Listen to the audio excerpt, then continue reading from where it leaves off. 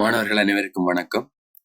தொடர்ச்சியாக முன்னோடி பரீட்சையின் 17வது கேள்வியிலிருந்து நாங்க பார்க்க போறோம்.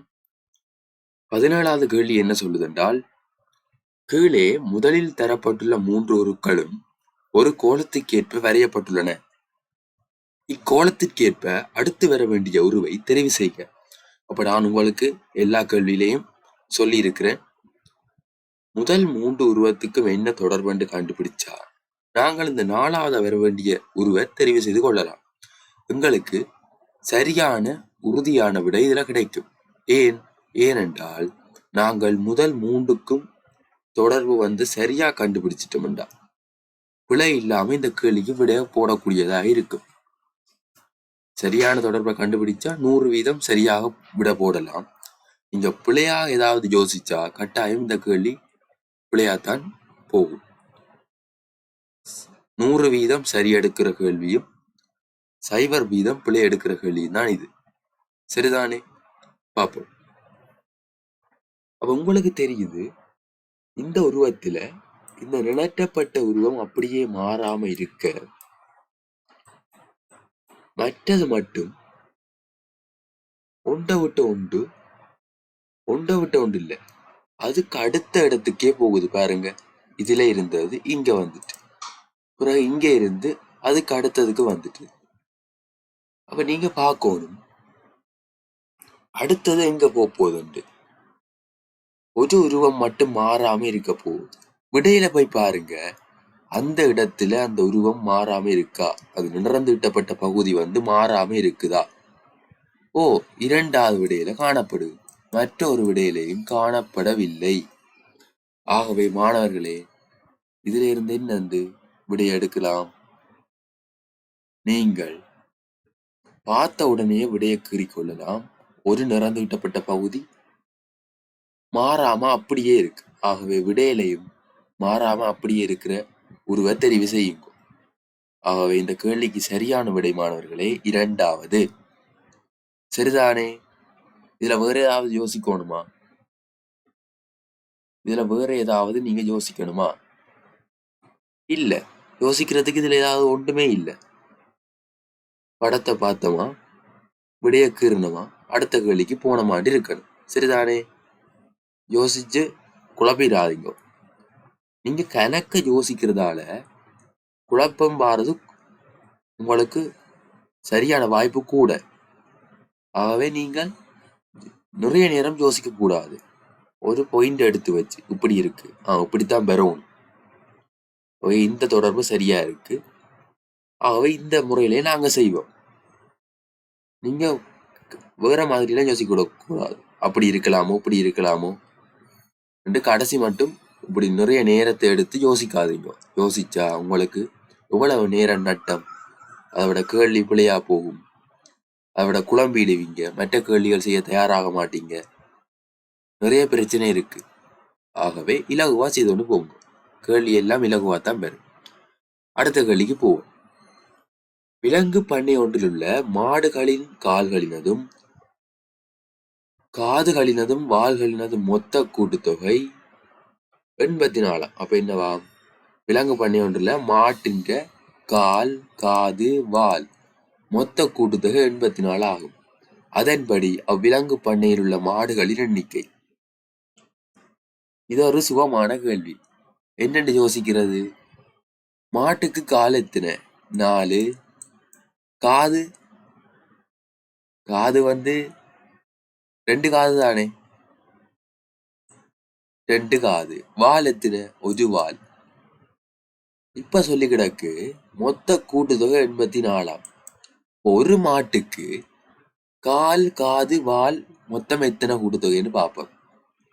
சரியோ? 4 கால், 2 காது, 1 வால். அப்ப மொத்தமா கூட்டினா 4 2 6, 6 3 7. அப்ப காலையும் காதையும் வாலையும் கூட்டினா 7 வருகுது. ஆனா இங்க சொல்லி கிடக்கு மொத்த கூட்டுத்தொகை 84.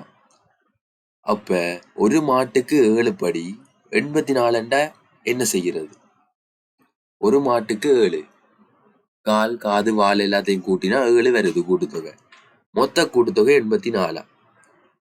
அங்க இருக்கிற மாட்டை காணும். எங்களுக்கு தெரியும் ஒண்ட தந்து பலத கேட்டா பெருக்கல், பலத தந்து ஒண்ட கேட்டா பிரித்தல். ஆனா இங்க ஒண்ட கேட்கல, ஒன்றுக்குரிய கூட்டுத்தொகை தெரியும் 7. அப்ப என்ன செய்யணும்? ஒரு மாட்டுக்கு 7 84 எத்தனை மாட்டுக்கு? பிரித்தல் 84 7ஆல பிரியுங்கோ. வாய்ப்பாடு தெரியும் தானே எல்லாருக்கும்? 7 12 84. ஆகவே பண்ணையில் உள்ள மாடுகளின் எண்ணிக்கை 12. இந்த கேள்விக்கும் நேரம் எடுக்கக்கூடாது மாணவர்களே. இலகுவான கேள்வி. இப்படியான கேள்விகள் வர வாய்ப்பு கூட அதிகம். புதுவிதமான கேள்வியை போடுவாங்க, ஆனா அங்க ஒன்றுமே இருக்காது. இதுல உங்களுக்கு என்ன தேவை? மாட்டுக்கு 4 காலண்டு தெரியணும், 2 காதண்டு தெரியணும், 1 வாலண்டு தெரியணும், வேற மொத்தத்தையும் கூட்ட தெரியணும், மற்றது பிரித்தல் தெரியும், வாய்ப்பாடும் தெரியும். 2 வரி கேள்விக்குள்ள இவ்வளவு தெரியணும். இலகுவான கேள்வி, சரிதானே? சரி, அடுத்த கேள்விக்கு போறோம். கடை ஒன்றிற்கு சென்ற பிள்ளை பேனை ஒன்றை கொள்ளளவு செய்து வியாபாரியிடம் ரூபாய் 50 வழங்கிய போது. இப்ப என்னவாம்? கடை ஒன்றுக்கு ஒரு பிள்ளை போகுதாம், பேனை ஒன்றை வாங்கிட்டு 50 ரூபா வியாபாரிகிட்ட வழங்குதாம். வழங்கிய போது வியாபாரி அப்பிள்ளையிடம் மேலும் ரூபாய் 8 பெற்று ரூபாய் 20 மீதி பணமாக கொடுத்தார். அதன்படி பேனை ஒன்றின் விலை. அப்ப மொத்தமா வியாபாரிட்ட கொடுத்த காசு, மீதியா வந்த காசு நீங்க கழிச்சீங்கன்னா உங்களுக்கு பேனையின் விலை வேறு. பேனை ஒன்றை கொள்வனவு செய்து வியாபாரிட்ட 50 ரூபா வழங்குறாராம், 50 ரூபா. அதுக்கு பிறகு வியாபாரி அப்பிள்ளையிடம் மேலும் 8 ரூபா பெறார். மொத்தம் அவ்வளவு பெறார்? 50 மட்டும் 58 ரூபா வாங்கிட்டார். சரியா? ரூபாய் 20 மீதி பணமாக கொடுத்தார். 58 வாங்கிட்டு 20 ரூபா மிச்சம் கொடுக்குறார். 58ல 20 போனா 8ல 0 போனா 8, 5ல 2 போனா 3. பேனையில விலை என்ன? ரூபாய் 38. இது ஒரு சாதாரண கேள்வி. 50 ரூபால முதல் 50 ரூபா கொடுக்க அவர்கிட்ட மாத்தின காசு சில்லறை இல்லை போல. அப்போ அதான் 8 ரூபா வச்சிருந்திருக்கிறார். அதையும் வாங்கிட்டு மிச்சம் 20 ரூபாவை மீதி பணமா கொடுத்திருக்கிறார். சரிதானே? இது ஒரு வளமையான வாழ்க்கையில நடக்கிற நடைமுறை. கடையில நீங்க போனாலே தெரியும், உங்கள்ட்ட மாத்தின காசு இருக்காது, சில்லறை இருக்காது. அப்ப அவர் 8 ரூபா வச்சிருந்தா 58 ரூபா வாங்கிட்டு 20 ரூபா கொடுத்தா 38 ரூபா பேரு. சரிதானே? இது ஒரு பொதுவான கேள்வி. இப்படித்தான் மாணவர்களே கேள்விகள் வரும். கவனமா இருந்து கொள்ளுப்போ. எங்களுக்கு தேவையானதெல்லாம் அடிப்படை கூட்டல், கழித்தல், பெருக்கல், பிரித்தல். இதுல கவன இனப்புல விட்டுறாதீங்க. சரிதானே? அடுத்த கேள்விக்கு போறோம்.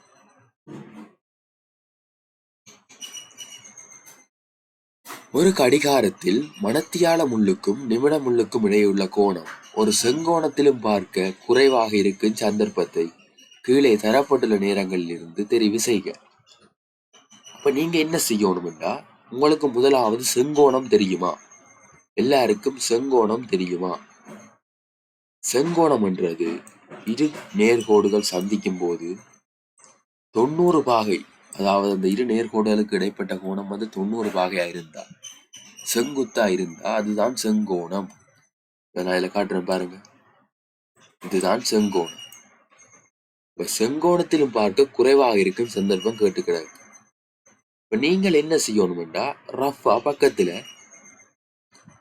ஒரு அதுல சொல்லி இருக்கிற நேரங்களை கீறுங்க, கீறி பாருங்கோ. உங்களுக்கு செங்கோணத்திலும் பார்க்க குறைவா இருக்கும் சந்தர்ப்பம் வரும்போது இந்த நேரங்கள்ல இருந்து தெரிவு செய்யட்டா. இப்ப நான் முதலாவது 12 20 கீற போறேன். 12 இங்க இருக்கு, 12ல சின்ன முள் இருக்கு, 12 தாண்டி தான் இருக்குமா? சரியா 12ல இருக்காது, 12 20 இல்ல. இப்ப கவனமா இருக்கணும் இது இல்லையா? கொஞ்சம் 12 தாண்டி இருக்கும், கிட்ட 12 கிட்ட இருக்கும். அடுத்த 12 20ல நிக்கும். சரிதானே? 12 20 இதுல 3, இதுல 4, 12 20 இப்படி இருக்கு. இது வந்து செங்கோணத்தை விட எப்படி இருக்கும்? 12 கால் என்றாலும் கிட்டத்தட்ட செங்கோணத்துக்கு சமனா இருக்கு. சரியா இருக்காது, அதை விட 1-2 பாக கூடவா இருக்கும். 12-20 என்றால் செங்கோணத்தை விட பெரிதாத்தான் இருக்கும். சரிதானே? ஆகவே முதலாவது பிழை. அடுத்ததை பார்ப்போம். முற்பகல் 11:45. 11க்கு இடையில, 11க்கும் 12க்கும் இடையில தான் முள் கம்பி நிக்க போகுது. இப்படி இருக்கும். அடுத்தது முக்கால். முக்கால் வந்து 9ல நிக்க போகுது பெரிய முள்ளு. சரிதானே? அப்ப உங்களுக்கு இதுல பார்த்தோன்னு தெரியுது செங்கோணத்தை விட என்னவா இருக்குது? செங்கோணத்திலும் பார்க்க குறைவாக இருக்குது. இந்த இடைப்பட்ட கோணம் வந்து செங்கோணத்திலும் பார்க்க குறைவா இருக்கு. ஆகவே முற்பகல் 11:45 சரியான விடை. நீங்க இனி 3:40 கீறி பார்க்க தேவையில்லை. ஏன், இதுலயே கண்டுபிடிச்சாச்சு. 3:40 விருப்பம் பண்ணா கீறி பாருங்கோ, செங்கோணத்திலும் பார்க்க கூடவாத்தான் வரும்.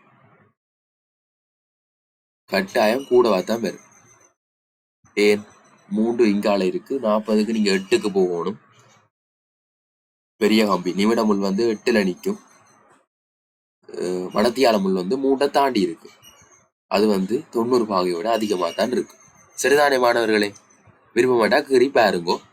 நான் இங்க சொல்ல வாரது வந்து உங்களுக்கு நேரம் குறைவாக விடைய சரியான விடைய தெரிவு செய்யற வழியை தான் இங்க சொல்றேன். நீங்க அதை கவனத்துல எடுத்து வச்சுக்கொள்ளுங்க. உங்களோட பயிற்சிக்காக மேலதிகமா ஏதாவது செய்து பாக்குறேன்டா இப்ப வீட்டை இருக்கீங்க செய்து பாருங்க. எக்ஸாம்ல போய் இப்படி பயிற்சிக்காக செய்து கொண்டு நிக்க முடியாது மாணவர்களே. சரிதானே மாணவர்களே? 21வது கேள்விக்கு போவோம். நாதனின் தந்தையின் தந்தைக்கும் நீங்க இதுல சொல்ல வார உறவு முறைய எழுதுங்க. நான் நாதன்டா நாதன், நாதனின் தந்தையின் தந்தைக்கும் நாதனின் சித்தப்பாக்கும் இடையுள்ள உறவு. அப்ப நாதன் தந்தைய பின்னுக்கு போடுற, இது நாதன் தந்தை, பின்னுக்கு தந்தைன்னு தந்தை. சரியோ? இப்ப எப்படி கீறியாச்சு. ஒரு வரிப்படத்துல போட்டா உங்களுக்கு இலகுவா இருக்கு.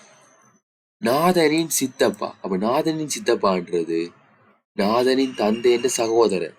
அப்ப சித்தப்பாவை தந்தைக்கு பக்கத்துல சகா போட்டு போடுங்க. ஏன், அவருடைய சகோதரன் தானே.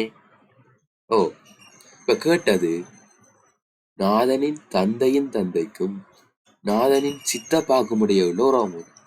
அப்ப கேட்டது நாதனின் தந்தையின் தந்தை, இந்த மேல போட்டிருக்கிறேன், அப்பாண்ட அப்பா தந்தையின் தந்தைக்கும் நாதனின் சித்தப்பாக்கும் உள்ள இடையே உள்ள உறவு முறை. முதல்ல பாருங்கோ, நாதனின் தந்தையின் தந்தையண்ட யார்? நாதண்ட பாட்டு, நாதண்ட அப்பப்பா. நாதண்ட அப்பப்பாக்கும் சித்தப்பாக்கும் என்ன உறவு முறைன்னு கேட்டுக்கிறேன். அப்பப்பாண்ட மகன் தானே சித்தப்பா,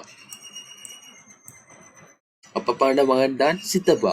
ஏன், தந்தையின் சகோதரன். சரியே. ஆகவே அவை 2 பேருக்கும் இடையிலான தொடர்பு தந்தையும் மகனும். பாத்தீங்களா மாணவர்களை? போட்டு குழப்பறையில ஒரு சின்ன ஒரு படத்தை போட்டுட்டு நாதன் தந்தைன தந்தை, நாதனின் சித்தப்பாண்ட தந்தைன், நாதனின் தந்தையின் சகோதரன், வேற சக போட்டு சித்தப்பாண்ட எழுதுங்க. அதுல எழுதிட்டு கடைசியில பாரு கேள்விய அம்புக்குறியால இணைச்சு பாருங்க, இவன் 2 பேருக்கும் என்ன தொடர்பு? தந்தையும் மகனும். சரிதானே மாணவர்களே? இப்படித்தான் கேள்வி எல்லாம் செய்கிறது. அடுத்த கேள்விக்கு போக போறோம். உங்களுக்கு இது போல வளமையான கேள்வி வர்றது 22வது கேள்வி மாதிரி. மேலே உள்ள கவிதையின் வரிகள் ஒழுங்கின்றி எழுதப்பட்டுள்ளன. அர்த்தமுள்ள கவிதையாக அமையுமாறு ஆங்கில எழுத்துக்களை பொருத்தமாக ஒழுங்குபடுத்தியுள்ள விடையை தெரிவு செய்யலாம். இப்ப நீங்க பார்க்கணும், உங்களுக்கு இந்த பாட்டு வந்து நீங்க கேள்விப்பட்டிருப்பீங்க. அழகு தோகை விரித்து நின்று மலையில் வந்து முகிலர் கூட ஆனந்தமாய் ஆடுது, வண்ண மயிலும் ஆடுது. சரியோ? அப்ப உங்களுக்கு வந்து இந்த பாடலை ஒழுங்குபடுத்திட்டான். எல்லாருக்கும் முதலே தெரிஞ்சிருக்கும்னு நினைக்கிறேன். எல்லாருக்கும் முதலே இது தெரிஞ்சிருக்கு. சரிதானே மாணவர்களே? எல்லாத்தையும் நீங்கள் ஒவ்வொரு எழுத்தா அந்த ஒழுங்குபடுத்தி உள்ள விடையை தெரிவு செய்து வாசிச்சு பார்த்தா தெரியும். நான் உங்களுக்கு வாசிச்சு காட்டுறேன், இந்த ஒழுங்குபடுத்தி காட்டுறேன், பொருத்தமானதை நீங்களே கண்டுபிடிப்போம். டிசிஏபியா. டிசிஏபியண்டா வண்ணமயிலும் ஆடுது ஆனந்தமாய் ஆடுது அழகு தொகை விரித்து நின்று மலையில் வந்து முகில்கள் கூட. முதலாவது விட பிழை. ஏன்? ஒரு பொருத்தமற்ற ஒழுங்கமைப்பு வருகுது. ரெண்டாவது பார்ப்போம். ஆனந்தமாய் ஆடுது மலையில் வந்து முகில்கள் கூட வண்ணமயிலும் ஆடுது அழகு தொகை விரித்து நின்றே. இதுவும் பிழை. ஆகவே மூன்றாவதுதான் சரி. மலையில் வந்து முகில்கள் கூட வண்ணமயிலும் ஆடுது அழகு தொகை விரித்து நின்றே ஆனந்தமாய் ஆடுது. எப்படி மாணவர்களே? சரியான விட இப்படி பொருந்தும். குழப்ப இயலாது. ஒருத்தராலும் எங்களை குழப்ப முடியாது. சரியான ஒழுங்கமைப்பு வரும்போது நாங்களே முன் வந்து ஆட்டோமேட்டிக்கா சரியான விடையை கீறுவோம். அதுக்காக தான் எங்களோட மூளை வந்து அப்படி தயார்படுத்தப்பட்டுள்ளது. சரிதான மாணவர்களே? இது முதலே தெரிஞ்சாக்கள் நேரடியா அந்த ஒழுங்கை பார்த்துட்டு, இந்த பாட்டு முதலே தெரியும் எல்லாருக்கும். கூடுதலா தரம் 5 மாணவர்களுக்கு இந்த பாட்டு வந்து ஞாபகம் நிற்கும். சரிதானே? 23வது கேள்விக்கு போறோம். பருமனின் ஒழுங்குமுறைப்படி பிரதேசங்களை காட்டும் விடை. ஓ, பருமனின் ஒழுங்குமுறைப்படி பிரதேசங்களை காட்டும் விடையா? இப்ப நாங்க பார்க்க போறோம் இதுல பருமனின் ஒழுங்குமுறைப்படி வேறு வரிசையில இருக்கலாம், இல்லாட்டி இறங்கு வரிசையில இருக்கலாம். பெருசில இருந்து சின்னனுக்கு போகலாம், இல்லாட்டி சின்னல இருந்து பெருசுக்கு போகலாம். அது வந்து நீங்கள் தெரிவு செய்யற ஒழுங்கின் படி. பார்ப்போமா? முதலாவது படியே பார்ப்போம். நாடு உலகமா, அதுக்கு அடுத்தது கிராமமா. அப்ப இந்த ஒழுங்குமுறை என்ன? பிழை. ஏன்? உலகத்துலதான் நாடு இருக்கு, உலகத்துக்கு பிறகுதான் நாடு வரும். ஆனா இங்க உலகம் கிராமம் மாகாணம் என்று போகுது. உலகத்துக்கு பிறகு கிராமமா, கிராமத்துக்கு பிறகு மாகாணமா? என்ன இது? இந்த ஒழுங்கமைப்பு பிழையானதே. ஆகவே முதலாவது விட பிழை. ரெண்டாவது பார்ப்போம். உலகம் நாடு கிராமம் மாவட்டம். இதுக்கும் பிழைச்சு போச்சு. ஏன்? உலகம் நாடு சரி, நாடு மாவட்டம் வந்துதான் கிராமம் வரும், மாவட்டத்துக்குள்ளதான் கிராமம் இருக்கு. ஆகவே மூன்றாவது விடையும் பிழை. ரெண்டாவது விடையை பார்ப்போம். கிராமம் நகரம் மாவட்டம் மாகாணம். ஓ, இரண்டாவது விடை சரியானது. ஆகவே மாணவர்களே கவனமா இருந்து கொள்ளுங்க. இலகுவான கேள்விகள் இப்படித்தான் வரும். நீங்க அந்த நேரத்துல என்ன மனநிலையில இருக்கிறீங்களோ அந்த விடதான் உங்களுக்கு வரப்போகுது. ஆகவே எக்ஸாமுக்கு தயார்படுத்துறது மிகவும் முக்கியம். நான் தனியாக ஒரு வீடியோ போடுவேன், எப்படி எக்ஸாமுக்கு நீங்க ஃப்ரெஷ்ஷா நல்ல மைண்ட் செட்டோட போறதுக்கு ஒரு வீடியோன்னு தனியாக போடுவேன். அந்த வீடியோவை எல்லாரும் மறக்காம பார்த்துட்டு போங்க. அதை விட தொடர்ச்சியாக இன்னும் 10 நாள் வச்சாலும் நான் 10 நாளுக்கும் உங்களுக்கு இதுல கேள்விகள் செய்து ஐக்யூ சம்பந்தமான அனைத்து கேள்விகளும் நான் உங்களுக்கு செய்து போட்டுக்கொண்டே இருப்பேன். அதையும் பார்த்து கொண்டிருங்கோ. நன்றி மாணவர்களே. தொடர்ச்சியா அடுத்த வீடியோல வந்து கொண்டிருக்குது. இதுக்கு மேல பார்க்காதாக்கள் 3 வீடியோ போட்டிருக்கிறேன் இந்த பேப்பர் தொடர்ச்சி, அதையும் சென்று பார்த்து கொள்ளுங்க. அதை விட பிளேலிஸ்ட்ல இருக்குது. Model paper, pass paper, general knowledge, பொதறிவு எல்லாம் இருக்குது. தேவையானாக்கள் அதை கிளிக் பண்ணி பார்த்துக்கொள்ளுங்க. சரிதானே? நன்றி மாணவர்களே. அடுத்த வீடியோவில் சந்திப்போம்.